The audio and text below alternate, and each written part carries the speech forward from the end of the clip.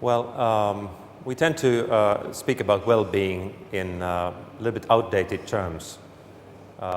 We tend to focus on deprivation-related issues, which are very important. But our focus on these issues leaves aside some other new challenges to well-being, which have to do with life management problems, mental health, mental well-being, which have become increasingly important in today's society. And those are the problems that I will focus on in my speech. Thank you, and good afternoon to you all. This is my second time in Scotland. I was here 2 weeks ago. I seem to be a regular visitor nowadays. I was in Edinburgh 2 weeks ago, and I must say that both cities are very nice. I wish I had more time. I have to leave tomorrow, but maybe next time I come here on a leisure time. I want to argue in my presentation that we should rethink our concept of well-being, and that our understanding of well-being needs to be updated. I start by defining or describing the transformation that is taking place in the different determinants of well-being. And I will argue that one of the key changes is that we've come to a situation or stage in the development of our societies where we are not only facing deprivation issues in some parts of our society, but we increasingly, and for the majority of people, we are facing problems of choice, which have to do with the increasing choice and alternatives that we have in our lives, and which we have difficulties in managing. And this increased choice is putting growing pressure on our mental well-being and the coherence of our mind.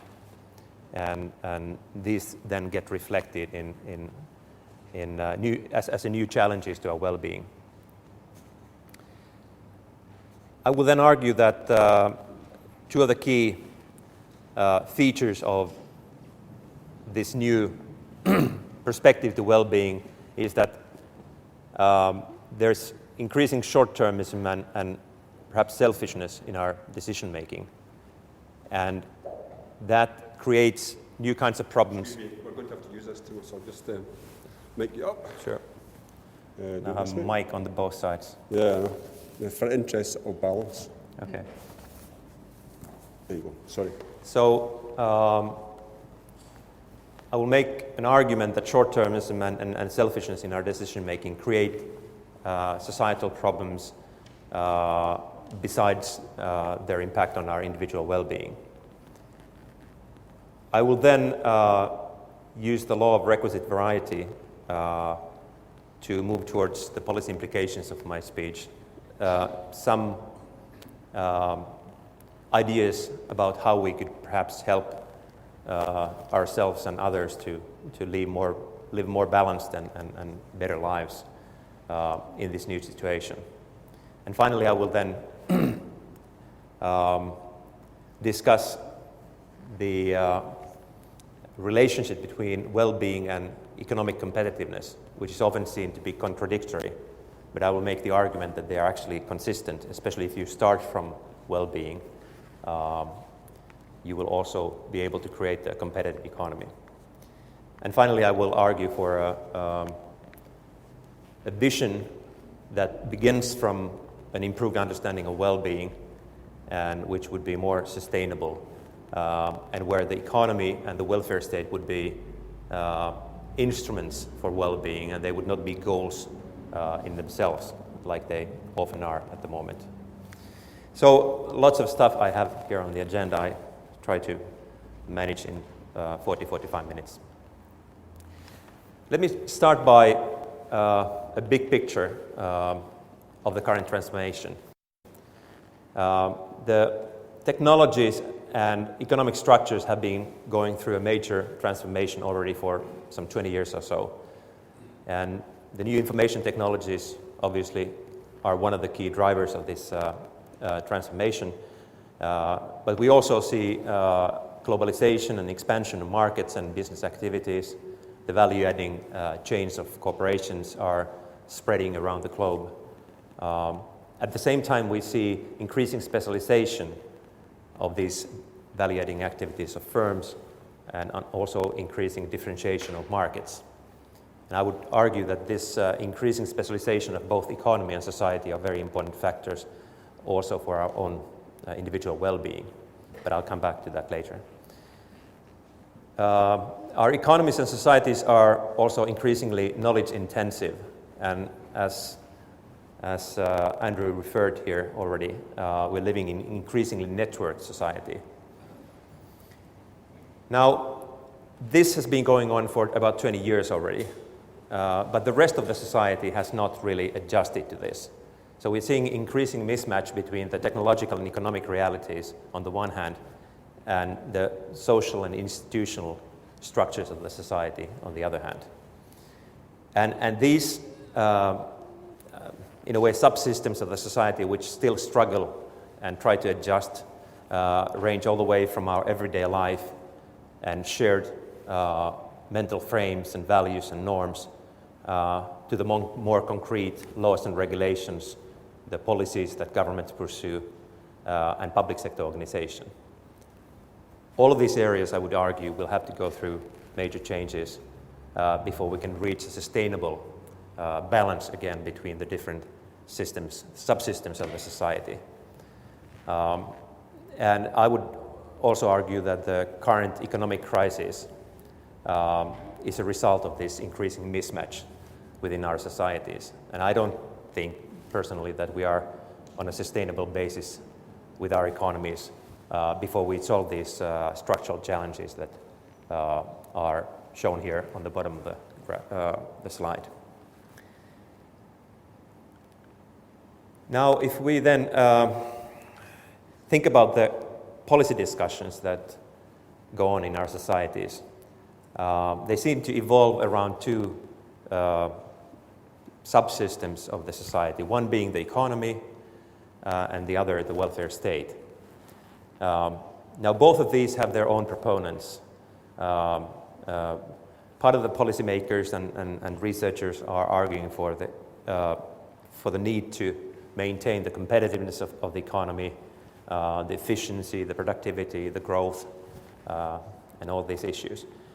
Then we tend to have another group of policymakers and researchers and intellectuals who are proponents of the welfare state and are worried about the current transformation of our societies and whether we can maintain the public sector services, whether we can have enough tax revenue to finance them, and so on.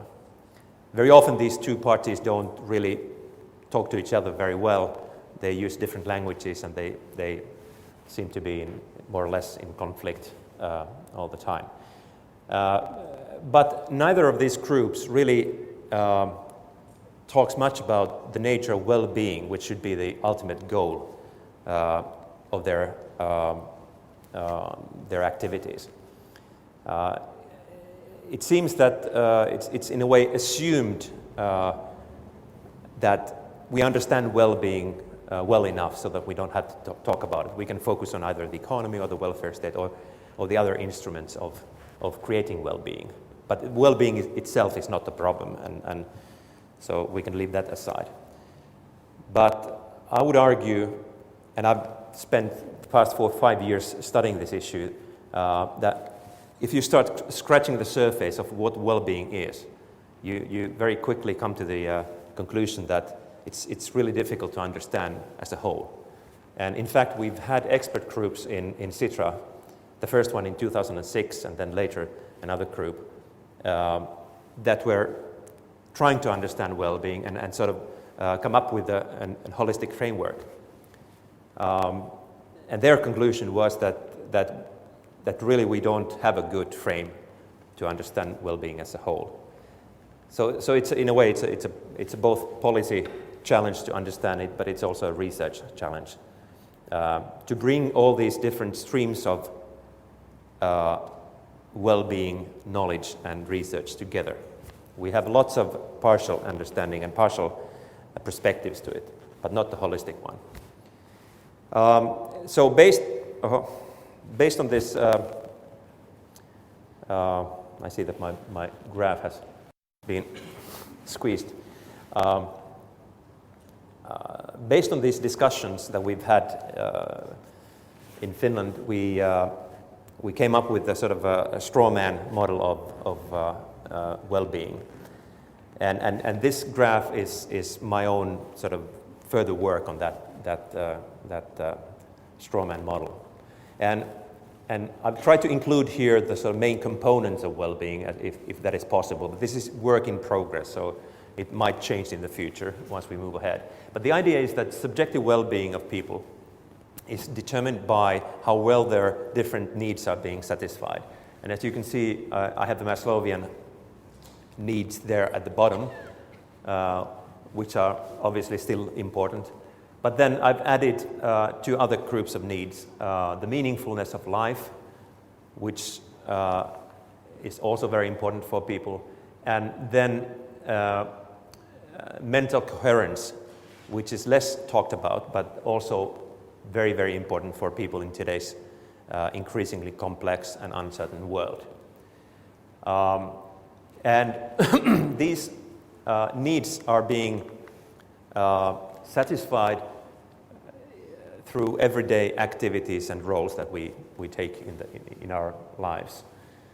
So we are workers, we are consumers, we are family members, we are relatives, we are friends, hobbies, citizens, and we combine all of these different roles daily in our lives. And we act based on various resources and capabilities that are available to us, ranging from income to knowledge, to physical and mental health, social relationships, available information, time, political power, and natural resources. And all this takes place in a wider environment, which either puts constraints to our daily activities or supports them.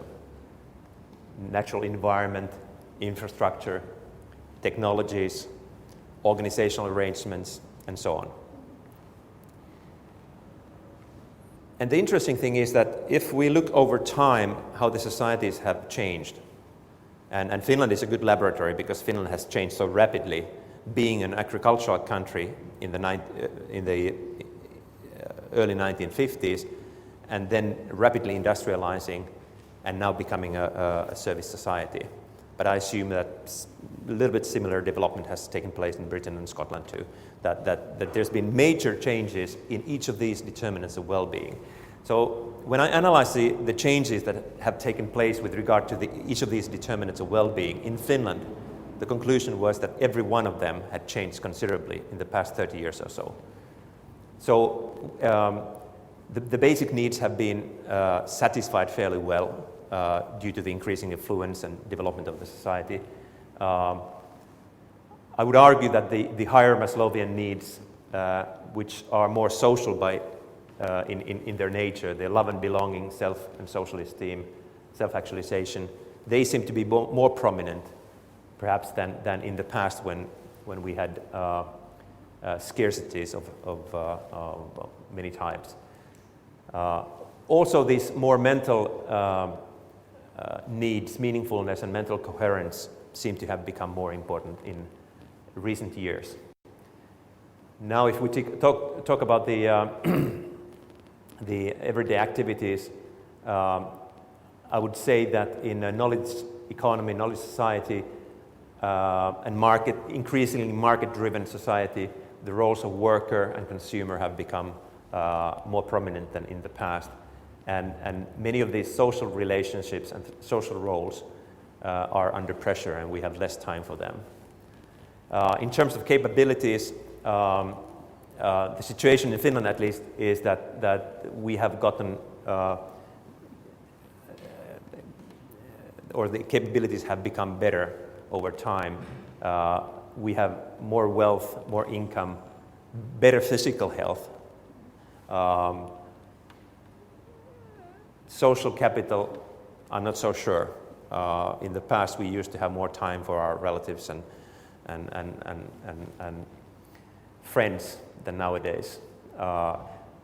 But overall, I would say that the resources and capabilities are also better at the moment than 30 years ago. And if you go through the environment of our daily lives, nearly all of them have changed considerably. So we are in a new world now, and I would argue that the old frames of well-being are not very good anymore. We should have an updated version of our understanding of well-being. And the key change, I think, with regard to well-being is that we do have increased resources and capabilities. And our basic needs have been fairly well met. We do have groups in our societies that are still suffering from deprivation, and we shouldn't forget about them. But for the majority of people, basic needs are fairly well met. In the early 1960s in Finland, for example, the main problems with well-being were still material scarcity, basically. And we had a very prominent scholar in Finland who analyzed the situation in the turn of the 1960s or early 1960s, and he said that the key problem in this poor Finland today, in terms of well-being, is to increase our material wealth, because so many of our well-being problems at that time were stemming from the scarcity of material resources. But he also said that once we have solved these material problems, probably 2100, then other things will become important in our well-being. But I would argue that that time has come now, and other things have become also important, and we should take them into account. There is more personal and resource mobility, more freedoms to make individual choices about our lives. There is stronger market supply and marketing pressure affecting our lives, and we seem to be increasingly harried in our lives. But there's also increasing uncertainty due to the current transformation of our societies and increasing complexity of our lives. So many things have changed. Now, this creates new types of problems and challenges to us. It makes decision-making more difficult. We have more uncertainty in our lives. We have an information overload. We have spillovers, or we don't always know if we make a certain choice what kinds of effects it will have on others' well-being, because world is so complex, and if we, let's say, we buy something here now, it may have an effect on some South American farmers' lives, for example. We don't know. Life is so complex. We have less powerful norms to guide our choices. Today, in this postmodern world, we can more or less choose what norms we want to obey if we don't break the law. So even that poses less of a constraint to our decision making. There is growing individualism in our societies, and related to that also, I would argue, growing selfishness. The markets are really putting pressure on our behavior, and the marketers are very powerful. They have a very powerful impact on our decision making. There's also increasing short-termism in our decision making, and there are fresh research arguing that procrastination is very common and increasingly common in our decision making. And we seem to have less loyalty in our social relationships. Here are two books which deal with these changes, if you are interested. Now, if we look at our daily lives, how do these changes affect our daily lives? Well, we tend to engage in many different kinds of activities, both in our working life and in our leisure time.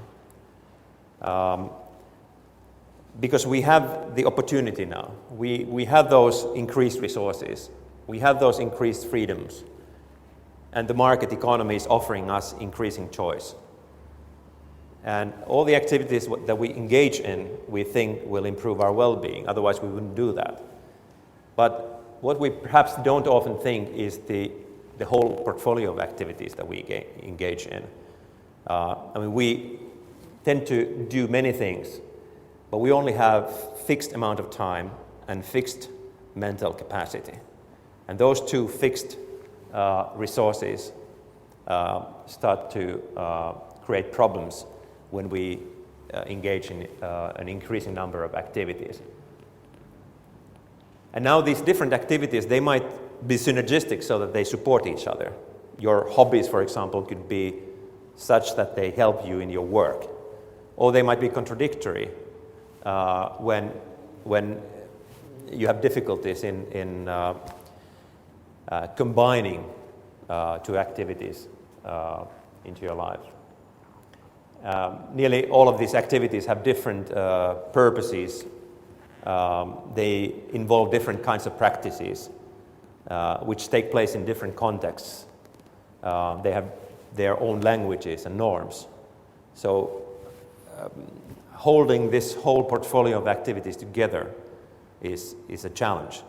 And I mean, I've spent 4 or 5 years studying these issues, and I still have difficulty in managing my life. So I can imagine that people who are not even aware of the situation have perhaps even more problems. But I would argue that all of us more or less have these kinds of problems, especially people in their busiest years with a career and children and all the rest of it. But also a younger generation who have perhaps less experience and less less developed frame to think about all these activities and how to manage their lives. Now, this problem of choice has an impact on our needs.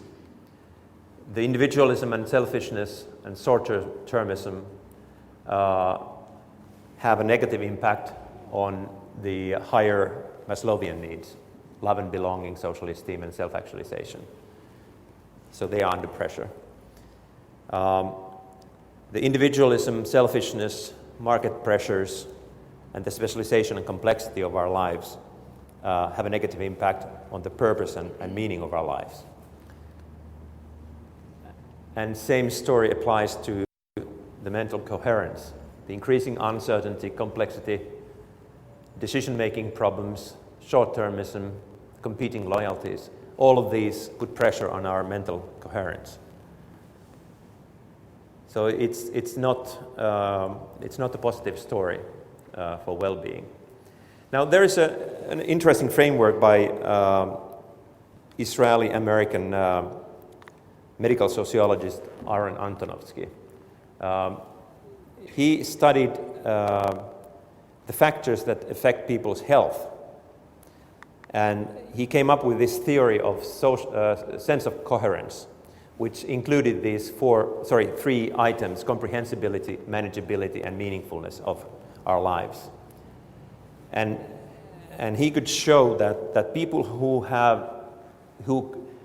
comprehend what is going on in their living environment, who can expect what is going to happen next, who can manage their everyday lives, and who have some meaningful purpose in their lives, those people fall ill less frequently than people who have problems with these three items. And the interesting thing is that if you look at these three factors in this current transformation of our societies, each one of them is under pressure. And Antonovsky's framework is not only a theory that explains health, it also explains quality of life and well-being. So one could make the argument that current transformation of our societies and this problem of choice is having a negative impact on our well-being. Two Finnish researchers have gone through all the empirical work on Antonovsky's theory, and this is their conclusion, that there is a clear relationship between the degree of sense of coherence that people have and their well-being. Antonovsky saw health as a continuum, not as a dichotomy, which would say that you're either sick or you're healthy. He saw that we are living on a continuum where, in the other end, you're more or less totally healthy, and in the other end, you're very sick or dead. And basically, we sort of go back and forth in this continuum. And in the middle of that continuum, you could say there's a gray area where you're not very well, but you're not still ill. And I think we can all, we have experience of this kind of feeling. Sometimes we have a bad flu and we're really sick. But sometimes we feel a little bit bad, but we're sort of hovering there that are we getting sick or are we not? Then we are in this gray area. And now what these pressures on sense of coherence do, I think, is they are pushing us towards the illness end of that continuum. And especially the increasing demands of our working life are doing that. In Finland we have, well, I have a graph, actually I will not speak about that yet, but I'll show you a graph about what's happening in Finland in terms of sickness pensions. But there is this other pressure. By the way, if that dashed line there is a line beyond which you cannot anymore stay in the working life. And I would argue that these mental pressures of today's world are pushing people towards this illness end and incapacity to work. Now the working life is doing the opposite. It's pushing this frontier or this threshold of not being able to work anymore towards this healthy end. People with even slight mental problems have severe problems in doing their job in a knowledge economy. In the past, when work was more physical and not so mental, people with slight mental problems could still do their job. But if you're a knowledge worker, these mental problems become very serious. And it's difficult to work if you have them. So this might explain why we have these kinds of trends in our labor force. We have increasing number, at least in Finland, we have an increasing number of people taking sickness leaves and even ending up to sickness pension due to depression. There is still debate going on in my country about whether the actual number of people suffering from mental health problems is increasing or not. There are prominent professors who say that these mental health problems have not increased, but their most recent data is from the year 2000. and we haven't had a comprehensive survey of Finns after that. There's another group of prominent scholars who say that, well, you should look at the scattered evidence that we have from the new millennium. And we have lots of studies that show that different groups of Finns, their mental health has deteriorated in the past 10 years or so. So the debate goes on, but there's a lot of both anecdotal evidence and these kinds of graphs which show that something negative is going on. Now I'm turning to the two key decision-making problems that I think are creating also social problems in our societies: short-termism and selfishness. Let's start with the short-termism. Now, psychological research says that people are myopic in their decision-making. We tend to favor instant gratification and procrastination over long-term interests.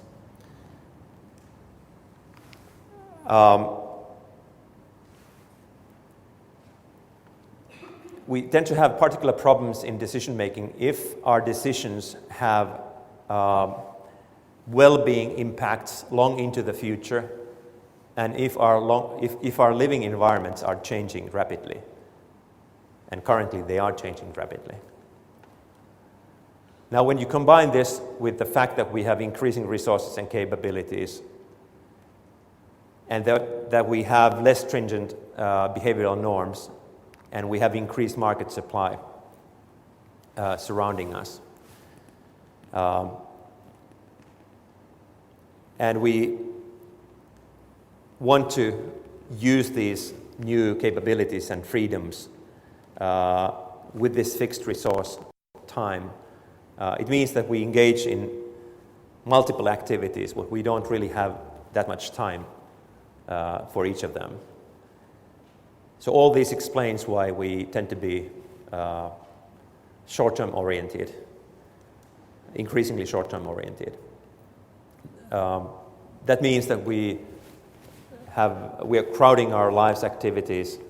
We're suffering from hurry, short-termism, procrastination, and decreasing commitment and loyalty.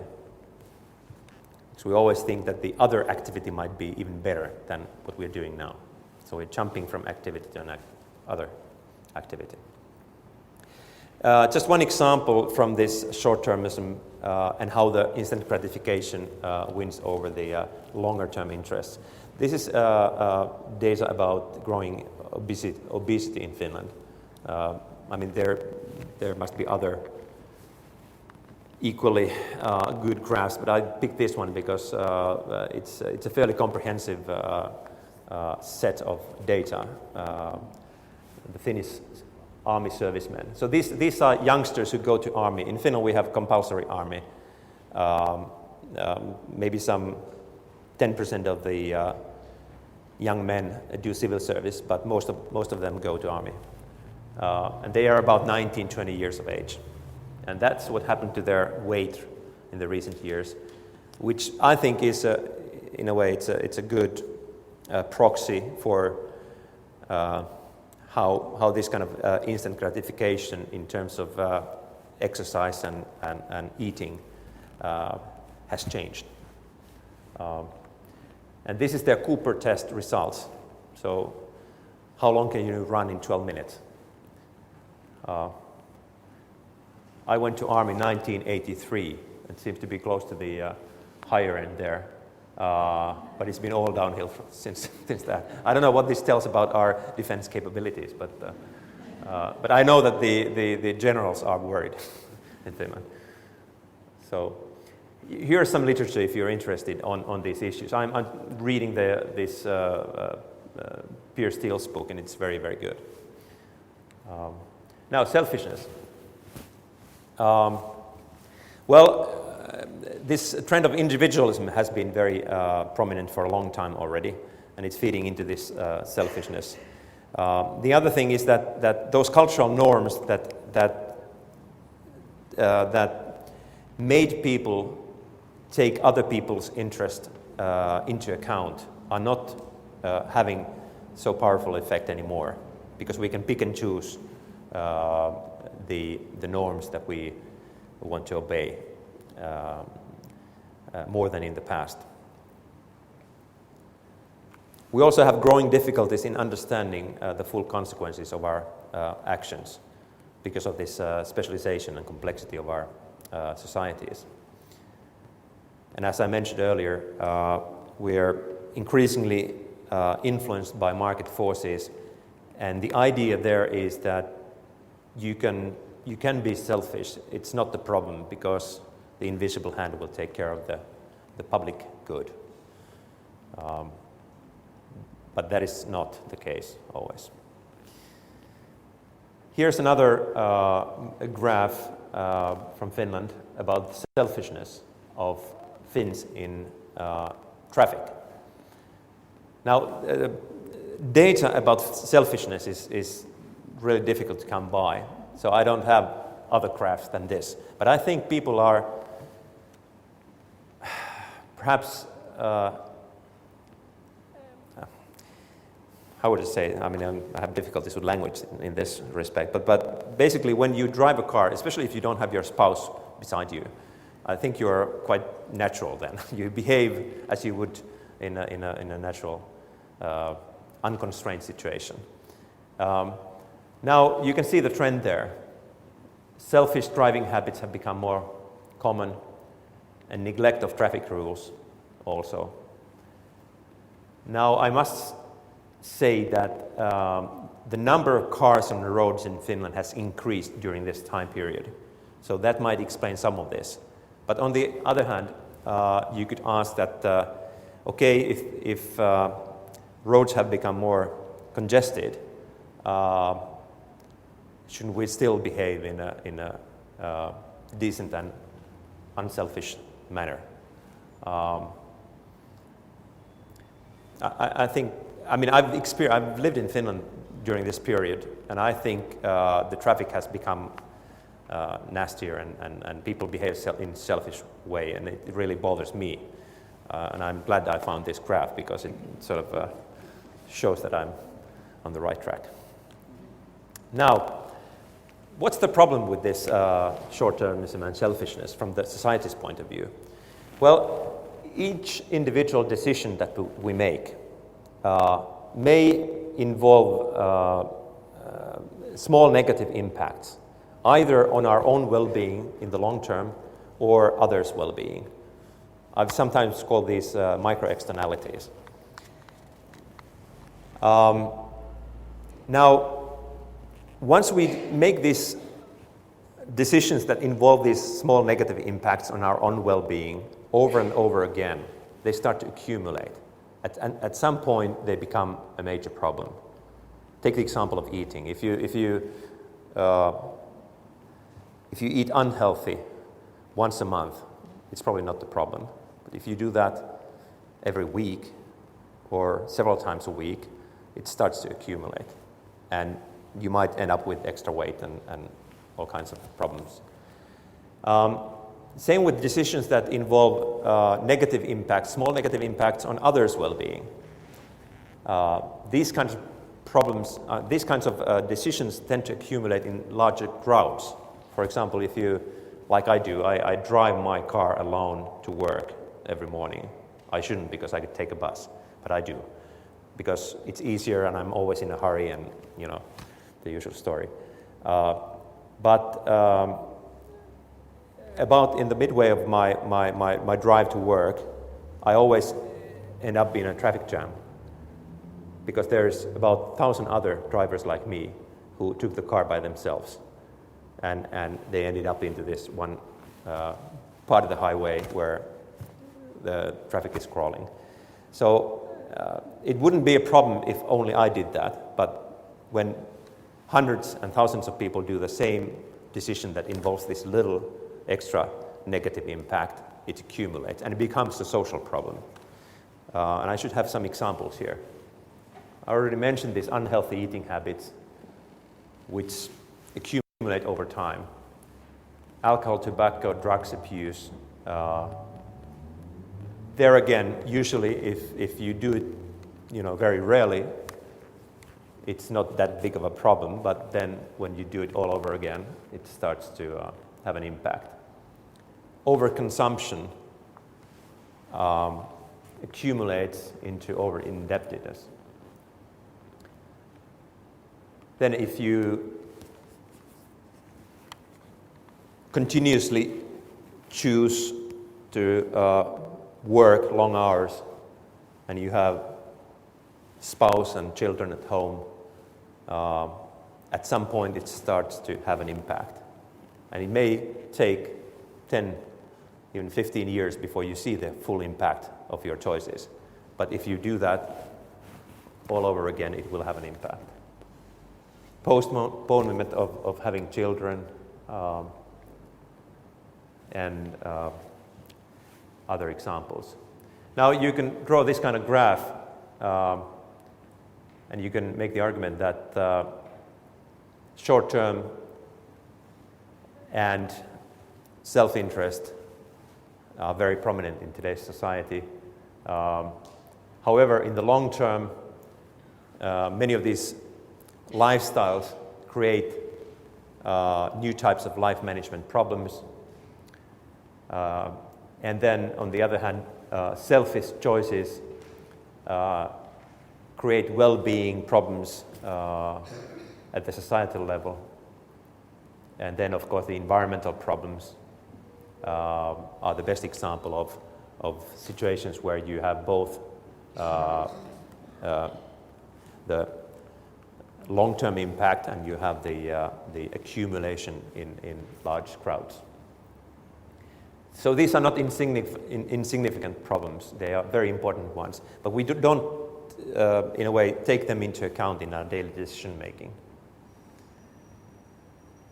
So coming back to this graph, how could we then improve our well-being? Here I would like to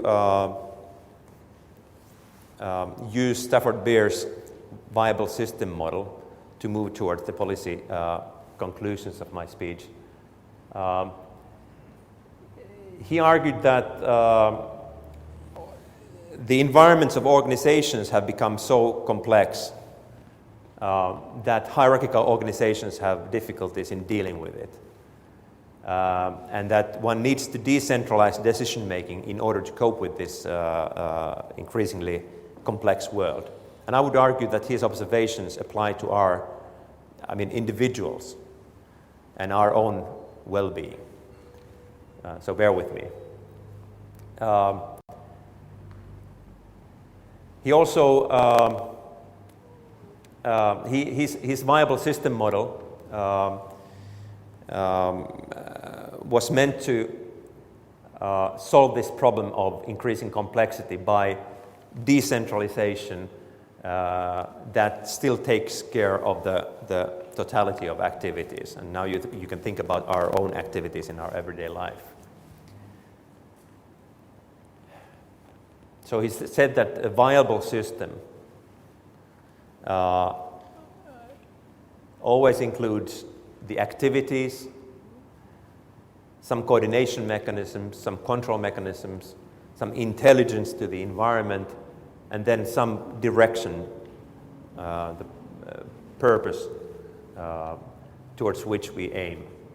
Now, if we apply his framework to our individual lives, we can say that our life consists of many activities, these subsystems in his framework. And each of these activities adds some value to our lives. So each one of them is important as such. But they need to be somehow coordinated. If the set of activities and roles that we have in our daily lives is not somehow coordinated and controlled, we have a mess and our well-being suffers. So it's important to pay attention to this coordination of our daily activities and how we control the whole portfolio of our activities. It's also important to understand what's going on in the world around us. And here we have major challenges because the world is changing so rapidly and If we only look at the news of the past few months, so many unexpected things have happened that it's no wonder that we are a little bit puzzled. But trying to understand what's going on in the world around us and what is our role in that world is very important to us. And I think many of us, including me, are now a little bit suffering from not understanding where the world is going. But it would be important to have that kind of sense. And then this meaningful purpose issue is very important to our well-being too. So we have to pay attention to these issues in our own lives.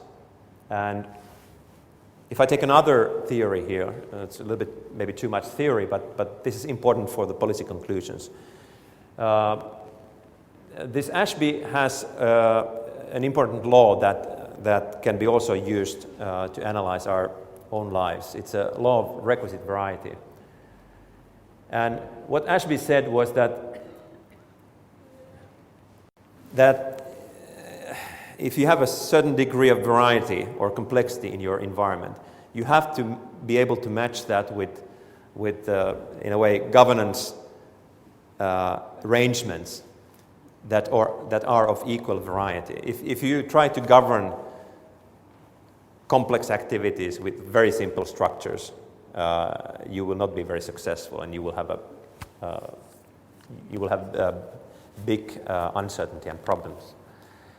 So if the world becomes more complex, you will somehow have to increase the capacity to govern your activities. And if we think about our everyday life, they have become more complex, but our capacity to respond to this complexity has not increased.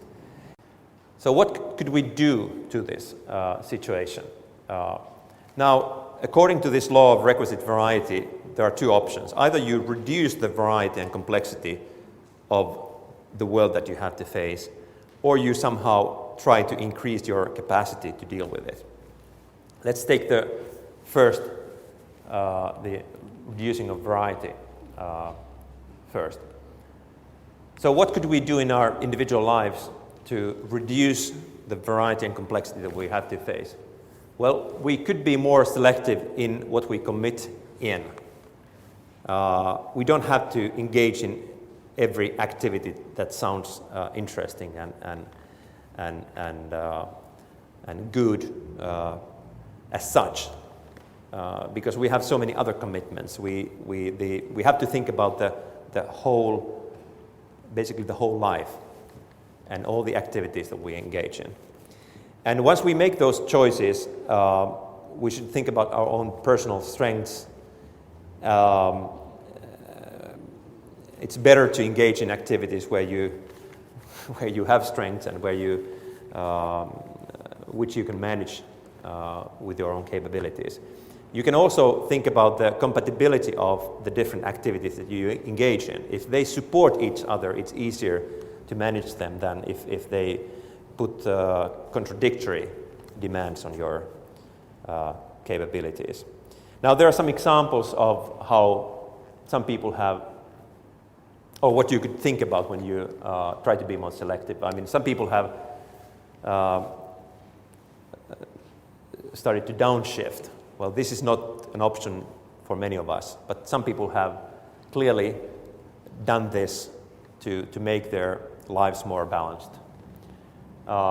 You could think about the activities where you have these flow experiences, or where you really enjoy your life. Those, at least, I think, future in your life. If you have a way to reduce variance in your variety in your activities is to outsource them outsource some of the activities which you think are not that important to your well-being, if that's possible. I mean, that might cost too much money, so that you can't do that. But for example, in Finland, we are well known to be a self-service society. You know, this self-service idea comes together with the welfare state, because welfare state means that taxes are usually quite high, which means that you cannot many of the services that can operate in countries where taxes are lower are not available in Finland. So we have a lot of self-service in Finland because costs are so high. On the other hand, once the government introduced a tax relief for services that were oriented to households in Finland, it was a great success. There was a huge demand for those kinds of services. So people really wanted to give some of the domestic work to service companies to have more time for their more valuable activities and the activities that they really thought were important for their well-being. So if you can do that, if you can outsource some of the activities that are not so important to you, then that's a good idea.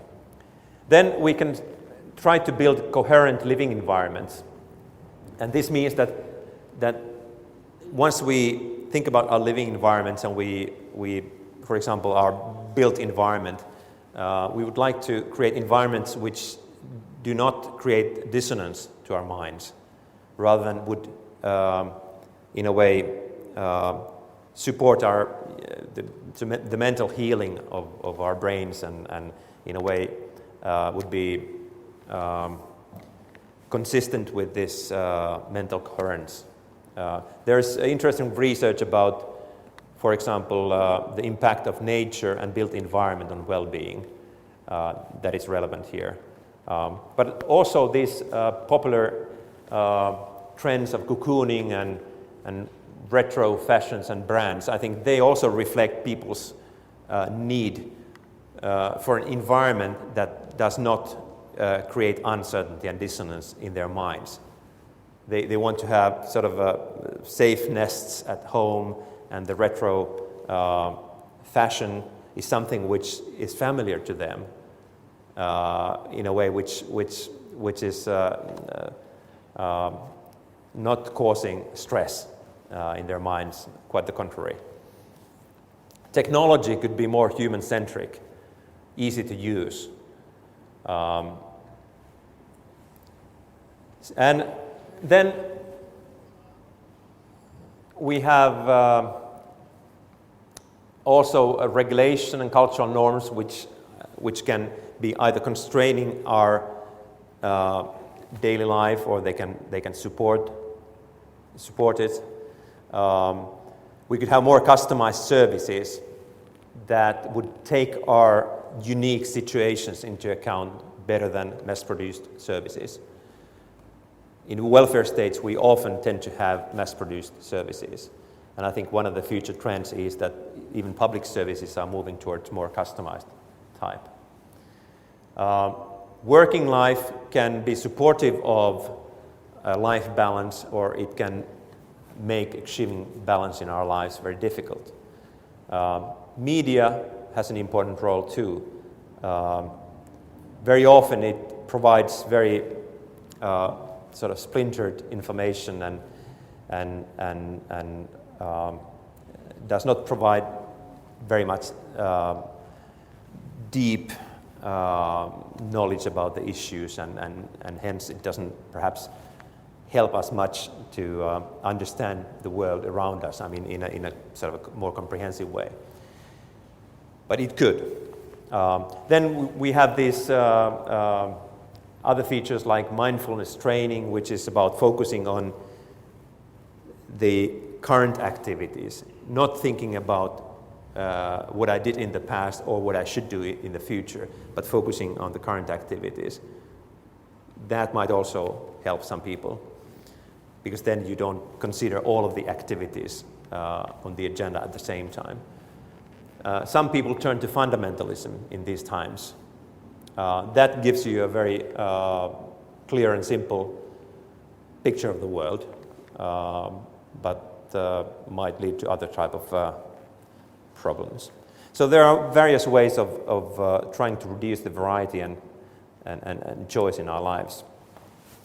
Then you can also try to improve the capacity to deal with these environments. There are various ways of trying to improve our coordination and control capacities. We use these PDAs every day, calendars. We can also have peer support groups that help us with difficult challenges. And of course, we have to take care of our day-to-day health and rest. Then in terms of intelligence, the comprehensibility dimension, there we need new types of skills. There's been discussion about, for example, the synthesizing skills becoming more important in today's world. We have lots of narrow analytical knowledge, but today's complex world requires broad-based understanding of what is going on, how the different things relate to each other, and that poses new challenges to our education system. Some people also use meditation to clear up their minds and to give room and time for the brain to work through all these complexities. I've read some brain research which says that our unconscious has much more capability to deal with complex problem solving than our conscious mind. So giving enough time for our mind to work in the unconscious side is important. Meditation probably is one way of doing it. And then we have the question of purpose and direction. And there, religions might offer some people relief. But then basically serving others is the single most important way of gaining meaning in one's life. Not only looking at one's own interest, but being at the service of others or the society as a whole. Maureen O'Hara has written about the possibility of us creating a capability to deal with this increasingly complex world, and that if we manage to create such capability, that would mean that we would have a new transformational human being. Well, it remains to be seen whether we can develop our capabilities in this way. Now, a few words about well-being and competitiveness before I close my speech. Now, economic competitiveness and well-being are usually and very often seen as contradictory, because people see that well-being equals to welfare state, and welfare state equals to high taxes, and high taxes equals to low competitiveness. But I think this is not the whole story, and it's not really correct, because well-being is not the same as the welfare state. Now, if one thinks about the competitiveness of high-cost countries like Britain or Finland, we cannot compete on low cost. There are always societies which have lower costs. We have to be able to compete with high value added. And if one thinks about value and value added, it becomes clear that value stems from the contribution that products and services make to our individual well-being. The better the products and services serve our well-being, the more value they provide us.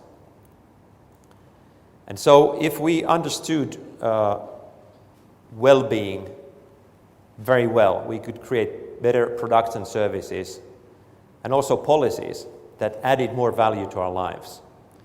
And hence, a superior well-being knowledge could be a source of competitive advantage for our firms. And we could also create better living environments for the citizens. We could have better policies that are more effective in achieving their goals, and we could build better institutions and living environments. Hence, I think we need to focus on well-being and try to understand it better in today's society and also in the future. And that could provide, I think, a vision for our societies. I think Europe is well positioned to focus on well-being.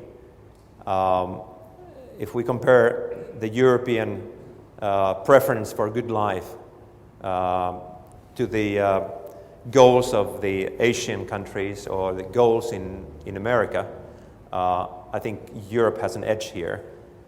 We have good institutions also for well-being, and we could build on this. And I think this would be a nice vision for the whole Europe, that we would set well-being as the number one goal in Europe, and our economies and public sector would be put back to the position of instruments that work for this well-being, rather than as goals in themselves. So I'll end my speech here. Thank you.